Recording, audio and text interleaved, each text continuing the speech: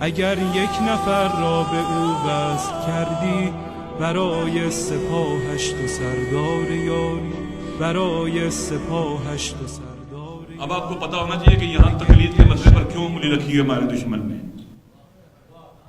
آپ کو اندازہ ہونا چاہیے ہم جب تک مقلد نہیں بنیں گے قوم نہیں بن سکتے.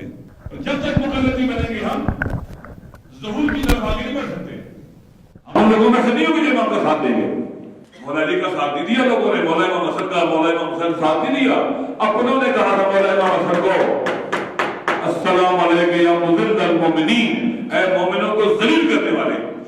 جو امامت تیار نہیں ہے وہ کربلا نہیں آ سکتے.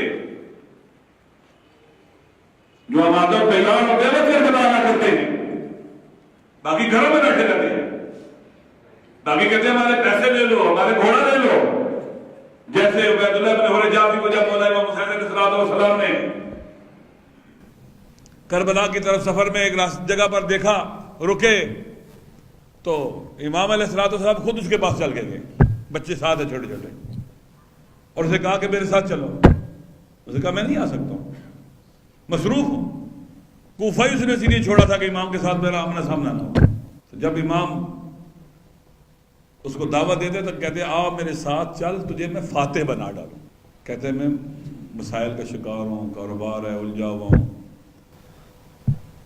تو امام جب چلتے ہیں تو پھر آواز دیتا ہے, اے فرزند رسول میری بات سنیے. امام نے کہا کیا بات ہے؟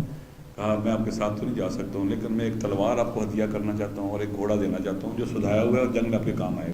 امام نے کہا وما کنت متخذ المضلین عضدا, ہم کبھی گمراہوں کو دست و بازو نہیں بنایا کرتے. میں تیرے گھوڑے کا محتاج ہوں, تیری تلوار کا محتاج ہوں, میں تو تجھے نجات دینے آیا تھا. لوگ ایسے ہیں جو ابھی امام خمینی کا ساتھ نہیں دے سکتے, مومنٹ کا ساتھ نہیں دے سکتے, وہ امام کے ساتھ نہیں چل سکتے.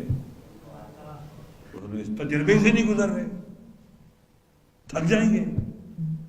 ان امرنا صعب مستصعب, معصوم فرماتے ہیں ہماری امر ولایت اور ہماری ولایت جو ہے مشکل چیز ہے, بڑی کٹھن اور سخت چیز ہے, سنگین ہے. اس کو وہ مومن اٹھا سکتا ہے جس کا اللہ نے, جس کے ایمان کا امتحان لے لیا ہو. جو امتحان کے مرحلے سے گزرے گا وہ ولایت کا اور امامت کا, امر ولایت کا پرچم اٹھا سکتا ہے.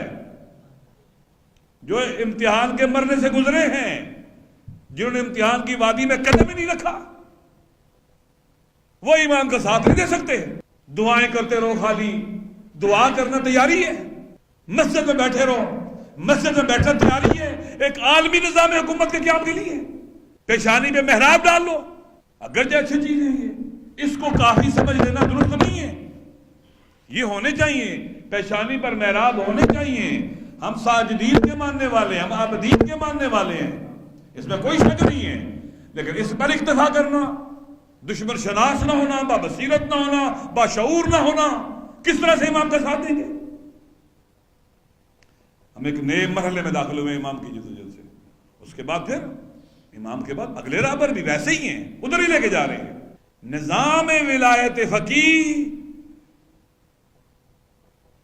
امام کے منتظرین کی تربیت گاہ ہے, جہاں تربیت پا رہے ہیں امام کا ساتھ دینے کی.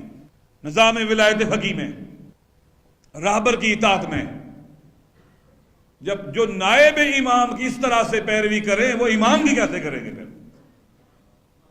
نائب امام ہے, یہ راہبر ہے جو امام کے قریب رکھ رہا ہے, جو آپ کو لبرلزم سے, سیکولرزم سے, نیشنلزم سے, کمیونزم سے, دنیا پرستی سے بچاتا ہے, جو آپ کو دنیا پرست قیادتوں سے محفوظ رکھتا ہے اور امام کے قریب لے کے جاتا ہے. یہ ہے.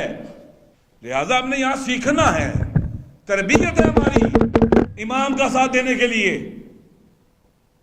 آج جو رابر کے ساتھ نہیں ہے, اس نے تربیت گاہ میں قدم ہی نہیں رکھا امام زمانہ کا ساتھ دینے کی تربیت گاہ میں, اور ظہور امام کی طرف آگے بڑھنے کی تربیت گاہ میں. جو گھر بیٹھے ہوں اسرائیل کے مقابلے میں نہ بولے, جو ظہور امام کے سب سے بڑے دشمن اور رکاوٹ ہیں, امریکہ کے مقابلے میں, آل سعود کے مقابلے میں, اگر ہم رابر کے قریب ہوں گے, اس تربیت گاہ میں جائیں گے تو ہماری عزاداری کا انداز بدل جائے گا، ہمارے نوحے بدل جائیں گے، ہماری مجالس بدل جائیں گی، ہماری زندگی بدل جائے گی۔